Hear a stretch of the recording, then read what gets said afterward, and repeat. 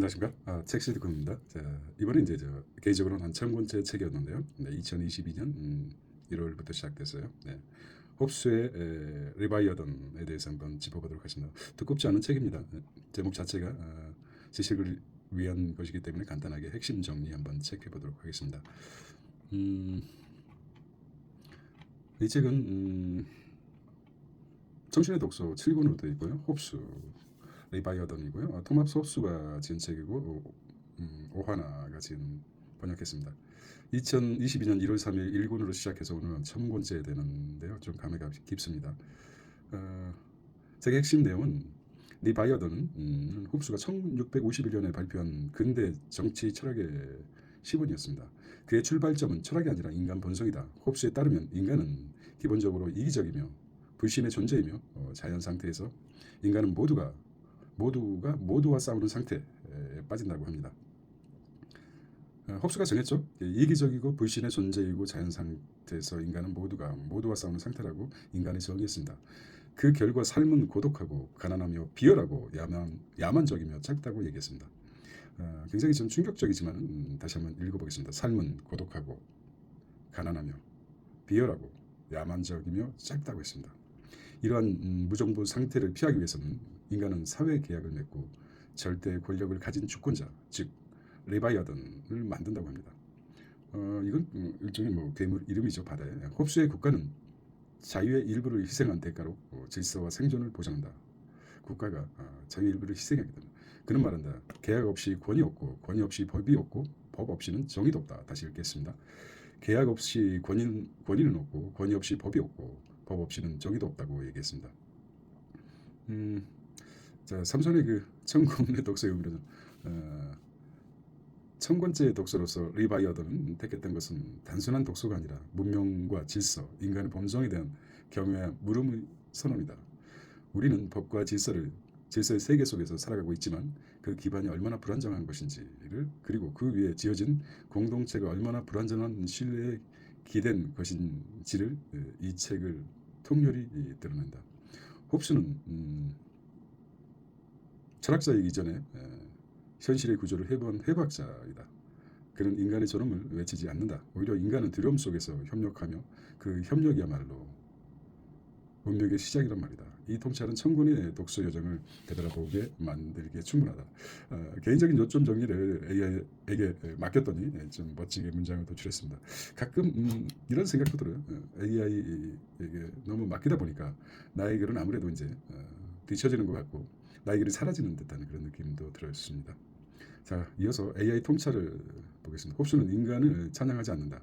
대신 인간의 두려움과 불신의 존재로 정의함으로써 정치의 가장 본질적인 문제, 어떻게 공포를 제도할 것인가를 제시한다. 그가 말한 리바이어던은 단지 절대의 군주를 뜻하지는 않는다. 그것은 공포의 제도화이며 믿음의 시스템화이다. 오늘날 민주주의, 헌법, 국제법, 인권 등이 모두 홉스적 공포의 제도화 위에 세워진 것들이다.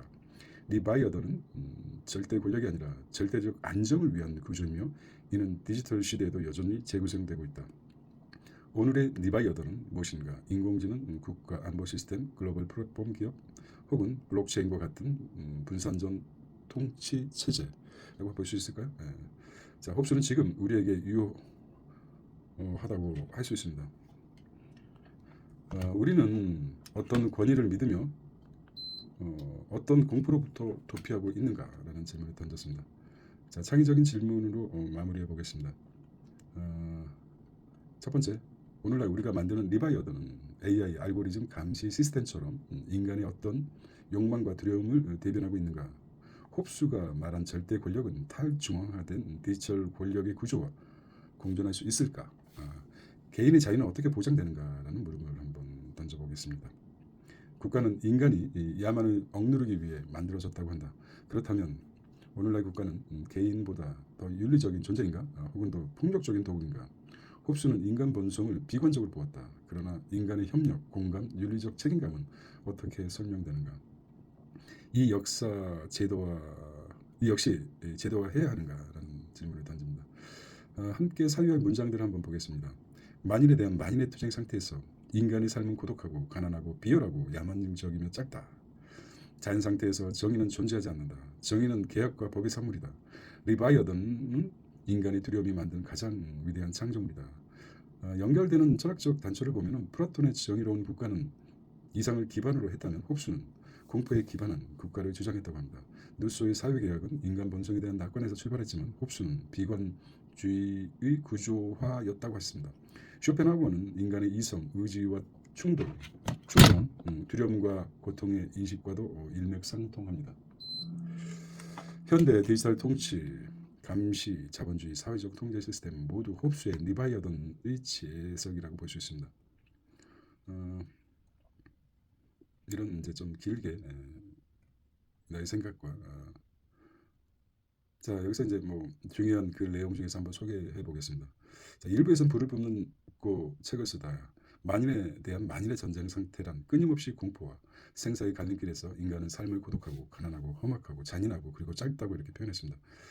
천권째 책인데 아마 이제 한번 천권에서 아마 천권이 일단 목표였기 때문에 어디까지 갈지 모르겠습니다.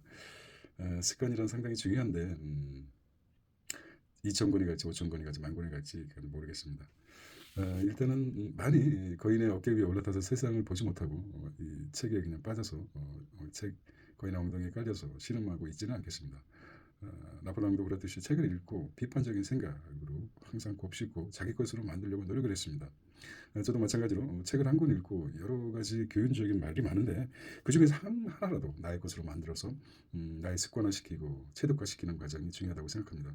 그렇지 않고서는 뭐 10,000권, 10,000,000권을 읽어도 거의 뭐 변함이 없다면 책의 의미가 없겠죠. 한 권에 읽는 사람이 가장 무섭다고 하지만은 그 말은 한 권을 책을 읽고 그거를 그대로 실행한 사람을 지칭한다고 생각합니다. 여러 책들을 종교, 철학, 경제, 문화 뭐 다방면의 책을 보면서 인격이 형성하고 자기의 그릇이 형성된다고 생각합니다. 많이 길었습니다. 자, 자축 제 3번째 책이 홉스의 리바이어던입니다. 한번 짧게 정리된 책이지만 좀 본서를 읽고 한번 그런 기회가 있었으면 좋겠습니다. 편한 밤 되십시오. 안녕.